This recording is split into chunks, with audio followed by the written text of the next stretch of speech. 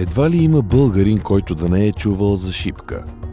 На този връх се развива един от преломните, ако не и решаващия момент в руско-турската освободителна война. Тя започва през април 1877 година, а след преминаването на руските войски през Дунав, те се разделят на 3 части. Една от тях, предният отряд на генерал Гурко, се насочва на юг. В същото време, от Черна гора по море е прехвърлена армията на Сюлейман Паша, състояща се от калени в битки 45 000 войници. При Стара Загора тези сили се сблъскват с малобройния преден отряд. По думите на опълченеца, бъдещ генерал Никола Генев, руснаците не се надяват особено на опълченците. Те си мислеха и явно говореха, че българските дружини като новосформирани части, без традиции, кратко време обучавани, ще се разпръснат и разбягат при първите гърмежи и ще ги оставят сами на бойното поле. Но сражението при Стара Загора и героичната защита на Самарското знаме променят тази нагласа. Все пак, предният отряд е изтласкан на север и е разформирован.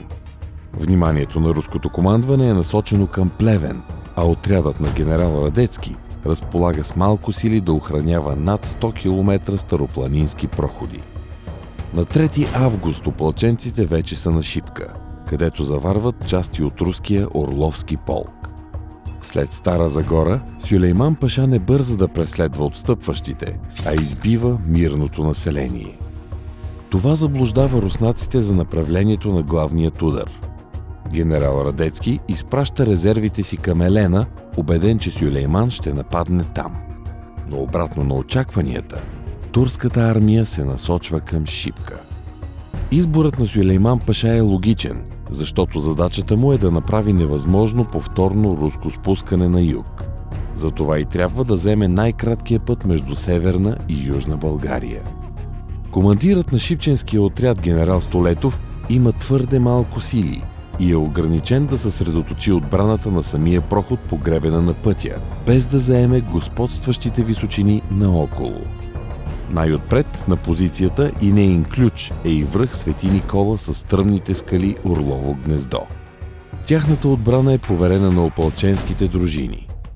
В началото генерал Столетов разполага с 5500 души с 27 оръдия, срещу около 30 000 турци с 47 оръдия. На 8 август противника се появява пред прохода.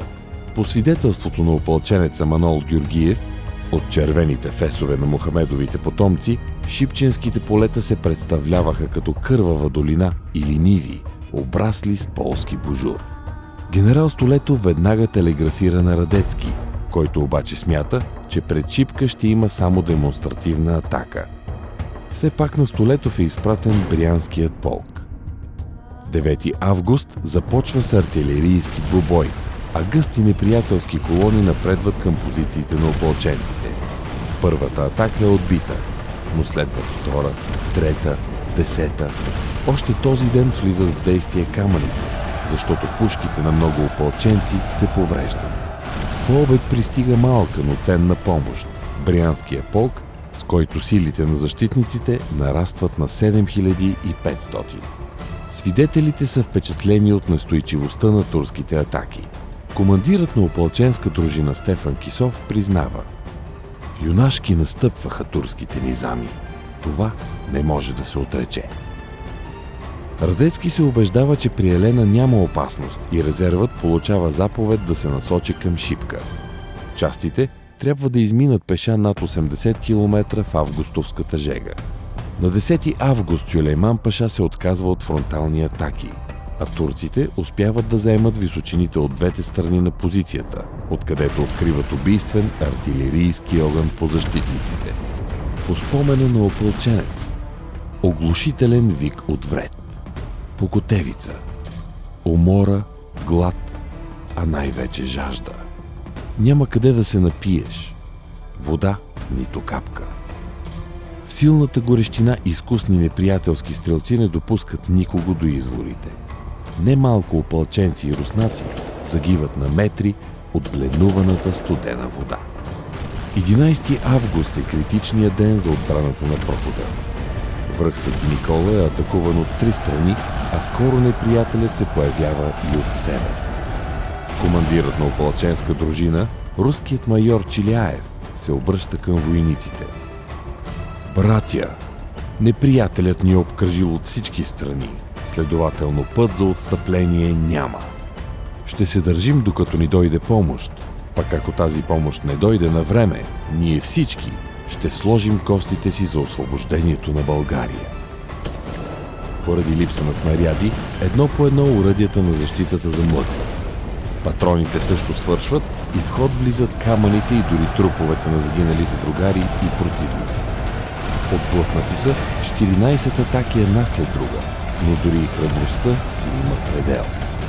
Столетов надъхва защитниците, че помощта идва, но чудесно знае, че това може да стане най-рано привечер.